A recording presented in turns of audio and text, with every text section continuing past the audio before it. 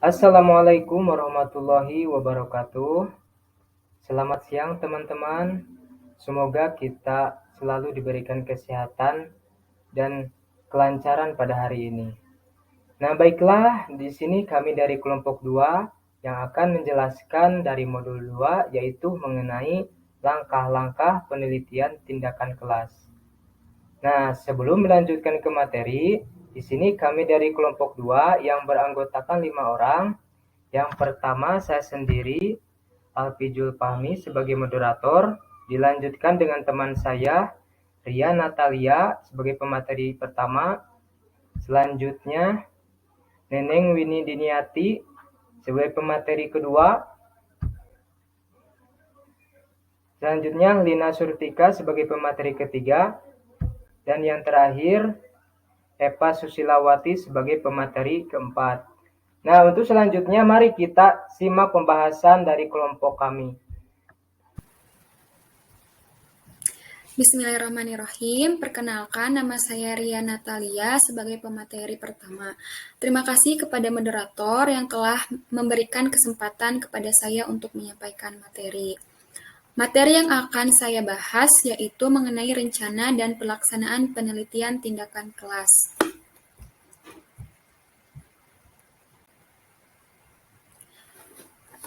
Tahapan dalam penelitian tindakan kelas ada 4 tahap. Yang pertama merencanakan, yang kedua melakukan tindakan, yang ketiga mengamati, dan yang keempat refleksi. Merencanakan merupakan langkah pertama yang dilakukan sebelum melaksanakan penelitian tindakan kelas. Jika kita di awal tidak melakukan perencanaan, maka penelitian tindakan kelas yang akan kita laksanakan tidak akan teratur dan tidak akan mencapai tujuan yang kita harapkan. Kemudian yang kedua ada melakukan tindakan. Melakukan tindakan ini merupakan realisasi dari rencana yang telah kita buat. Tanpa dilakukannya tindakan, maka rencana yang telah kita susun dengan rapi dan sebaik mungkin hanya akan menjadi sebuah angan-angan yang tidak menjadi kenyataan. Maka dari itu, guru harus take action. Kemudian yang ketiga, mengamati. Untuk mengetahui kualitas tindakan yang telah kita lakukan, apakah sudah sesuai dengan rencana atau belum, maka kita perlu melakukan pengamatan. Berdasarkan pengamatan ini, kita akan mengetahui hal-hal apa saja yang harus diperbaiki. Dengan begitu, kita dapat mencapai tujuan yang kita inginkan. Kemudian yang keempat ada refleksi.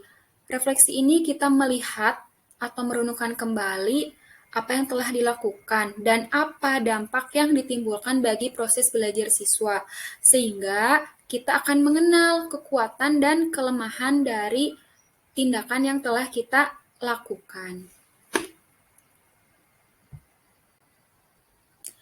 Nah, di sini ada 4 langkah dalam merencanakan dan melakukan penelitian tindakan kelas. Yang pertama, mengidentifikasi masalah. Yang kedua, menganalisis dan merumuskan masalah. Yang ketiga, merencanakan penelitian tindakan kelas. Yang keempat, melaksanakan penelitian tindakan kelas. Langsung saja kita bahas yang pertama. Yang pertama yaitu mengidentifikasi masalah. Suatu rencana PTK diawali dengan adanya masalah yang dirasakan atau disadari oleh guru. Guru merasa bahwa ada sesuatu yang tidak beres di kelasnya, yang jika dibiarkan akan berdampak buruk bagi proses dan hasil belajar siswa. Hal ini sesuai dengan salah satu karakteristik penelitian tindakan kelas, yaitu masalah berasal dari orang yang terlibat dalam praktik. Sudah sangat jelas ya bahwa guru yang mengajar di kelas tersebut terlibat langsung dalam praktik penelitian tindakan kelas. Dalam mengidentifikasi masalah pun, guru dituntut untuk memiliki sikap yang jujur dan sadar diri dalam mengungkapkan masalah yang terjadi di kelasnya. Nah, untuk mengidentifikasi masalah, guru dapat mengajukan pertanyaan berikut kepada diri sendiri. Yang pertama, apa yang sedang terjadi di kelas saya, masalah apa yang ditimbulkan oleh kejadian itu, apa pengaruh masalah tersebut bagi kelas saya, apa yang akan terjadi jika masalah tersebut dibiarkan, apa yang dapat saya lakukan untuk mengatasi masalah tersebut atau memperbaiki situasi yang ada. Nah, untuk menjawab pertanyaan tersebut, guru perlu merenung atau melakukan refleksi tentang apa yang terjadi di dalam kelasnya. Nah, setelah masalah sudah teridentifikasi, mungkin akan muncul beberapa pertanyaan. Masalah mana yang mungkin dapat dipecahkan melalui PTK ini? Apakah semuanya atau bagaimana? Untuk menjawab pertanyaan tersebut, maka guru perlu mengacu pada bidang yang layak dijadikan fokus PTK, yaitu yang pertama melibatkan kegiatan belajar dan mengajar, yang kedua mungkin ditangani oleh guru, yang ketiga sangat menarik minat guru, yang keempat ingin diubah atau diperbaiki oleh guru. Ini terdapat dalam NILS tahun 2000. Jadi gitu ya, dengan mengacu pada bidang yang layak dijadikan fokus PTK, maka kita gitu ya sebagai guru yang akan melaksanakan PTK dapat menentukan satu masalah yang akan dijadikan sebagai fokus PTK. Nah, lanjut yang kedua. Langkah yang kedua yaitu menganalisis dan merumuskan masalah. Analisis dapat dilakukan dengan mengajukan pertanyaan kepada diri sendiri atau disebut refleksi. Nah, ini juga bisa atau kita dapat melakukan juga refleksi dengan mengkaji daftar nilai, kemudian pekerjaan siswa, daftar hadir, atau bahan ajar yang kita lakukan pun dianalisis gitu ya, seperti itu. Terus yang kedua, sebuah masalah pada umumnya dirumuskan dalam bentuk kalimat tanya yang menggambarkan sesuatu yang ingin dipecahkan atau dicari jawabannya melalui penelitian. Nah, tentunya ya penelitian di sini yang kita akan laksanakan yaitu penelitian tindakan kelas. Untuk selanjutnya, dilanjutkan oleh pemateri kedua. Assalamualaikum warahmatullahi wabarakatuh.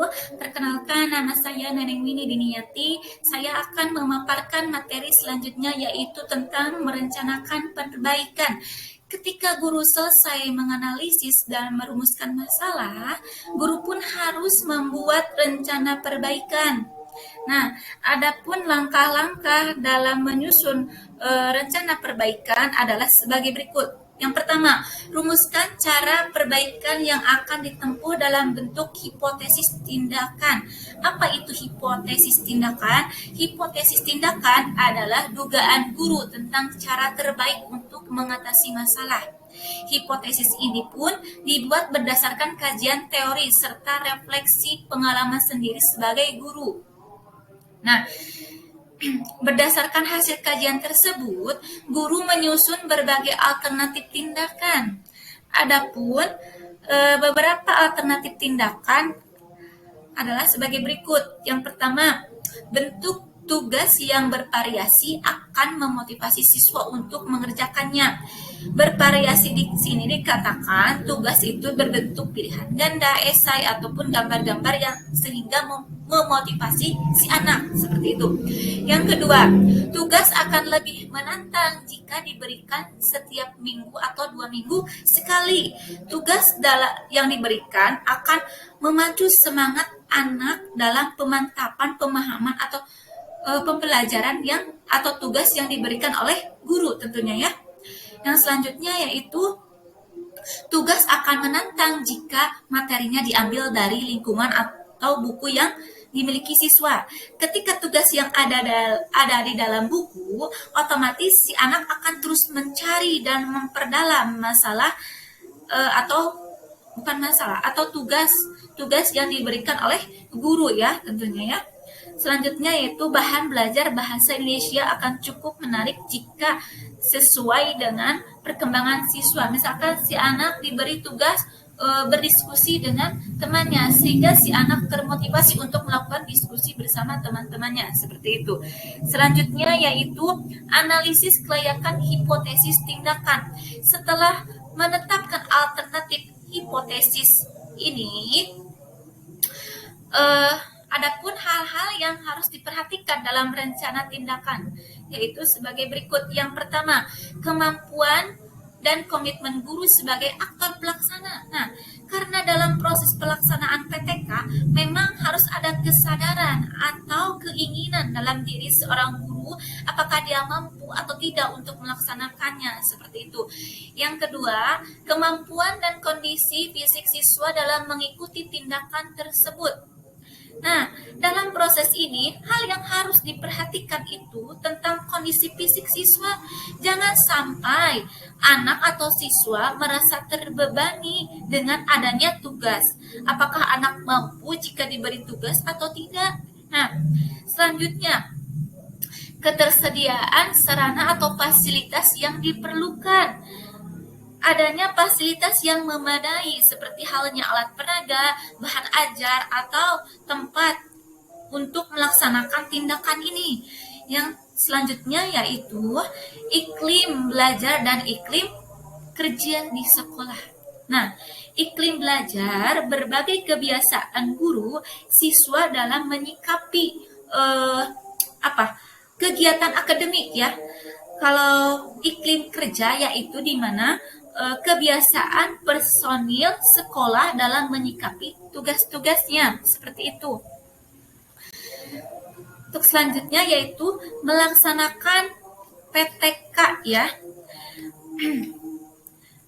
Melaksanakan PTK.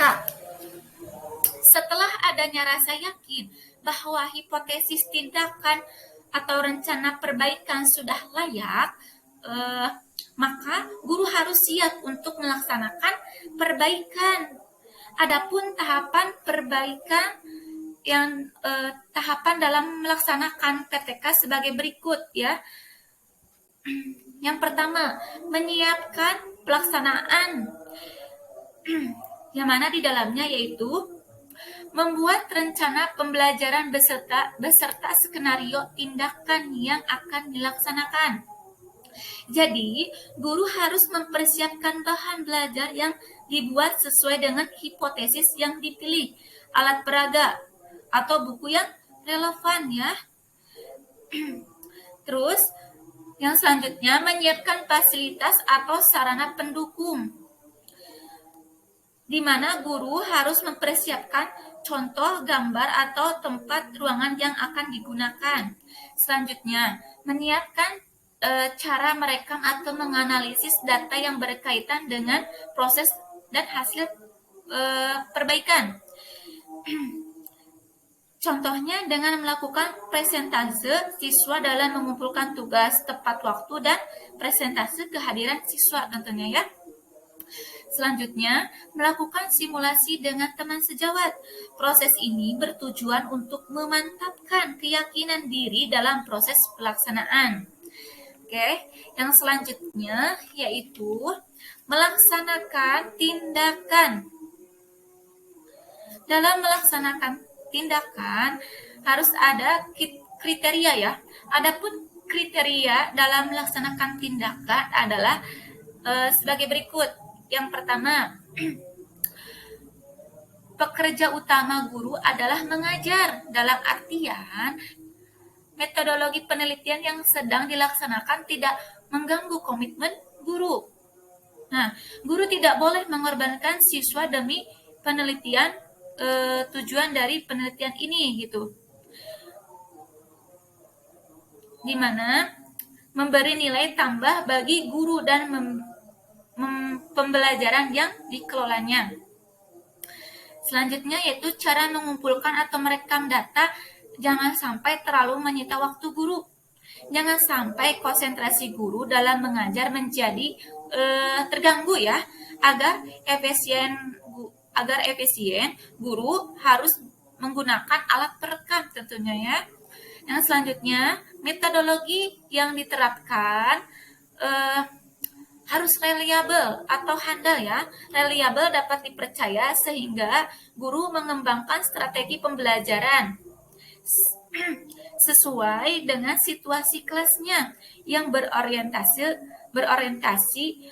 praktis dan memperbaiki taktik individu ya. Selanjutnya, sebagai peneliti guru ya, masalah yang ditangani guru harus sesuai dengan kemampuan dan komitmen guru. Seperti itu. Harus mampu melaksanakannya. Selanjutnya, sebagai peneliti, guru harus memperhatikan aturan atau etika terkait dengan tugas-tugasnya. Contohnya, menyampaikan kepada kepala sekolah terkait rencana tindakan di kelas ya. Selanjutnya, menginformasikan kepada orang tua terkait pelaksanaan PTK seperti itu. Yang terakhir yaitu PTK harus mendapatkan dukungan dari masyarakat sekolah. Seperti itu. Baik, cukup sekian pemaparan materi dari saya. Selanjutnya, saya akan berikan ke pemateri selanjutnya. Seperti itu.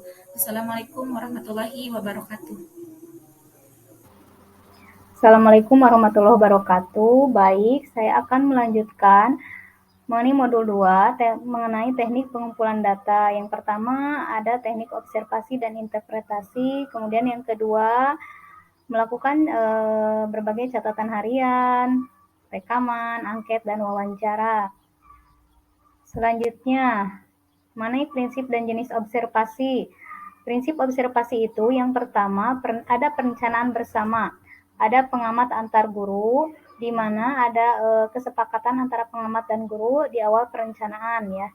Kemudian fokus ya. Fokus di sini ada secara luas dan sempit.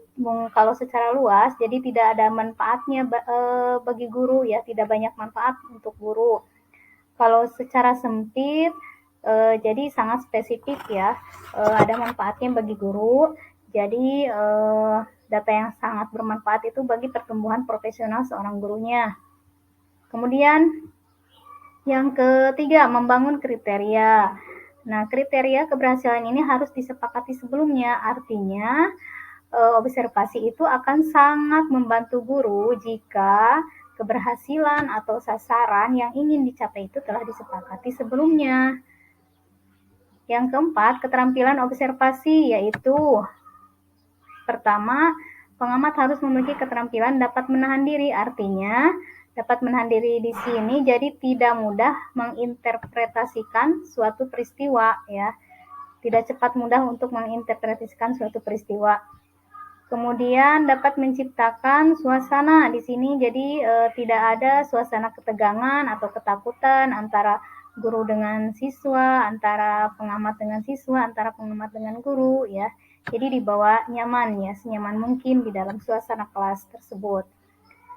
Kemudian yang ketiga nih, pengamat harus menguasai berbagai teknik. Ya, jadi harus memiliki ide-ide ya atau teknik-teknik untuk menentukan suatu peristiwa. Kemudian yang selanjutnya balikan atau feedback ya. Feedback di sini jadi hasil observasi dapat dimanfaatkan jika ada balikan yang tepat. Di antaranya diberikan segera ya setelah pengamatan. Baik, selanjutnya mengenai jenis-jenis observasi itu apa saja? Nah, yang pertama ada observasi terbuka tanpa lembar observasi. Artinya jadi pengamat di sini melakukan observasinya hanya melalui kertas kosong, jadi pengamatan secara langsung ya, tidak ada data-data observasi ya, tidak ada yang harus diisi secara langsung, tapi dia langsung mencatat dengan sendirinya ya, namanya di pengamat. Jadi intinya hanya menggunakan kertas kosong ya untuk merekam segala aktivitas atau pelajaran yang diamati. Kemudian observasi terfokus. Observasi terfokus ini jadi mengamati aspek-aspek tertentu. Aspek-aspek tertentu misalnya yang diamati, misalnya kesempatan bagi siswa untuk berpartisipasi, misalnya aspek dampak penguatan bagi siswa, kemudian aspek atau jenis pertanyaan yang diajukan oleh guru, ya. Jadi tentu semua fokus itu jadi telah disepakati sebelum berlangsungnya observasi. Kemudian observasi terstruktur. Jadi sebaliknya dari observasi terbuka, ada lembar atau instrumen observasi yang siap pakai. Jadi pengamat tinggal hanya menggunakan lembar observasi, tinggal hanya mengisi lembar observasi tersebut, ya. Yang keempat, observasi sistematik. Ini lebih rinci dari observasi-observasi sebelumnya ya yang di atas. Jadi lebih terstruktur ya dalam kategori data yang diamati. Misalnya dalam memberi penguatan, kemudian data yang dikategorikan itu jadi harus berdasarkan penguatan verbal dan non-verbal ya. Selanjutnya, mengenai tujuan dan sasaran observasi. Nah, tujuan umum observasi itu kan untuk mengumpulkan data. Nah, tujuan utamanya di sini yaitu untuk memantau proses dan dampak perbaikan yang direncanakan ya. Nah, untuk sasarannya apa? Siapa ya? Untuk sasarannya di sini yaitu merupakan proses dan hasil. Proses dan hasil di sini jadi akan berdampak ya. Nanti yang proses dan dampak itu yang teramati lalu diinterpretasikan ya. Selanjutnya akan menuju ke langkah-langkah perbaikan. Kemudian yang selanjutnya, prosedur observasi. Ada 3 tahap, yaitu yang pertama ada pertemuan pendahuluan. Jadi langkah-langkah observasi di sini yang sering disebut sebagai perencanaan ya dilakukan sebelum observasi. Kemudian yang kedua, pelaksanaan observasi. Pelaksanaan observasi ya sesuai dengan kesepakatan pada pertemuan pendahuluan. Ya, jadi dilakukan terhadap proses dan hasil belajar sebagai hasil tindakan perbaikan. Tentu saja misalkan pada perilaku mengajar guru, perilaku belajar siswa, seperti itu. Yang ketiga, diskusi balikan. Nah, diskusi balikan di sini jadi sesuai dengan prinsip balikan. Jadi pada pertemuan balikan itu dilakukan segera ya setelah tindakan perbaikan yang diamati di akhir ya nanti. Jadi intinya makin cepat pertemuan ini dilakukan jadi makin baik gitu ya. Kemudian yang kedua, mengenai catatan harian, rekaman, angket, dan wawancara. Nah, alat-alat untuk alat-alat data-data ya untuk mengumpulkan informasi itu kan selain observasi ada juga catatan harian. Nah, catatan harian juga ada catatan harian guru dan siswa. Rekaman, kita butuh merekam ya atau untuk mendapatkan apa? Data penting di sini ya.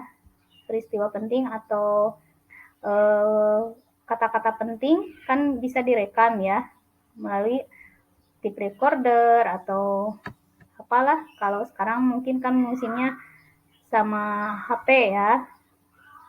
Kemudian angket, untuk apa angket tersebut? Angket dan wawancara ya diantaranya untuk mengumpulkan ini ya, angket di sini untuk mengumpulkan respon siswa ya, respon siswa terhadap pembelajaran atau hasil bisa ya.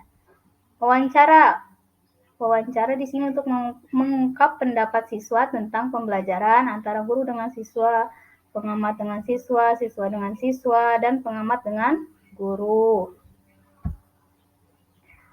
Baik, itu sekian penjelasan dari saya mengenai teknik pengumpulan data dan selanjutnya akan dilanjutkan oleh teman saya mengenai analisis data. Terima kasih. Baik, bismillahirrahmanirrahim. Assalamualaikum warahmatullahi wabarakatuh. Nama saya Eva, saya akan melanjutkan presentasi teman-teman sebelumnya. Ibu dan teman-teman semua, hari ini saya akan membahas tentang analisis data, refleksi, dan rencana tindak lanjut. Oke, untuk yang pertama, saya akan membahas tentang analisis data. Analisis data dalam pengertiannya adalah proses menyeleksi dan mengelompokkan data, memaparkan atau mendeskripsikan data dalam bentuk narasi, tabel, atau grafik, serta menyimpulkan dalam bentuk pernyataan. Nah, dalam analisis data ini dapat dilakukan beberapa tahap. Yang pertama dengan menyeleksi dan mengelompokkan. Yang kedua dengan memaparkan atau mendeskripsikan data. Dan yang ketiga adalah dengan menyimpulkan dan memberi makna. Pada tahap pertama, data diseleksi atau difokuskan. Difokuskan. Jika perlu ada yang direduksi, maka direduksi karena pada tahap ini sering juga disebut dengan tahapan reduksi data. Kemudian data diorganisasikan sesuai dengan hipotesis dan pertanyaan penelitian yang ingin dicari jawabannya. Itu. Yang ketiga, dalam tahap kedua, data yang sudah terorganisasi ini dideskripsikan sehingga bermakna, baik dalam bentuk narasi, grafik, ataupun tabel, dan lain sebagainya. Itu mungkin untuk analisis data. Selanjutnya, untuk refleksi. Refleksi ini adalah renungan atau mengingat-ingat kembali apa yang sudah berhasil dikerjakan dan mengapa itu bisa berhasil dikerjakan. Refleksi ini dilakukan melalui apa? Melalui analisis dan sintetis serta induksi dan deduksi. Analisis dilakukan dengan merenungkan kembali secara intensif kejadian-kejadian atau peristiwa-peristiwa yang menyebabkan munculnya sesuatu yang diharapkan, misalnya dalam paparan data tercantum bahwa terdapat 2 kali interaksi yang sangat aktif antar siswa contohnya. Nah, guru akan mengingat-ingat kembali gitu apa yang menyebabkan terjadinya interaksi yang aktif tersebut.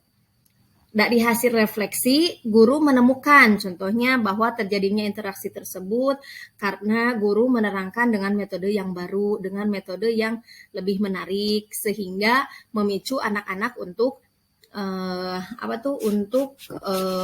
bertanya lebih lanjut sehingga timbullah di situ kelas yang interaktif seperti itu. Nah, setelah analisis data, refleksi, dan sekarang tindak lanjut. Nah, tindak lanjut ini adalah merupakan tindakan yang dilakukan setelah memperoleh gambaran atau kesimpulan berdasarkan hasil analisis dan refleksi. Mungkin itu. Terima kasih Ibu. Wassalamualaikum warahmatullahi wabarakatuh. Nah, baiklah teman-teman, untuk inti kesimpulannya pembahasan dari kelompok kami yaitu langkah-langkah dalam PTK. Yang pertama, merencanakan perbaikan. Jadi, guru itu perlu membuat rencana tindakan atau yang disebut rencana perbaikan. Yang kedua, melaksanakan tindakan.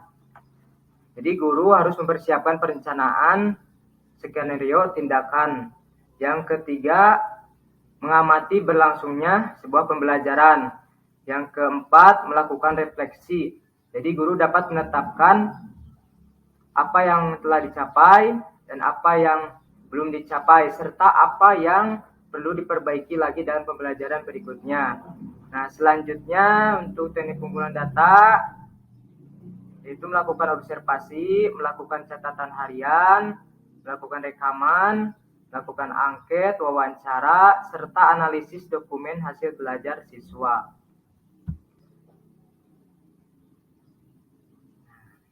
Sekian dan terima kasih pemaparan presentasi dari kelompok kami. Mohon maaf bila ada kekurangan.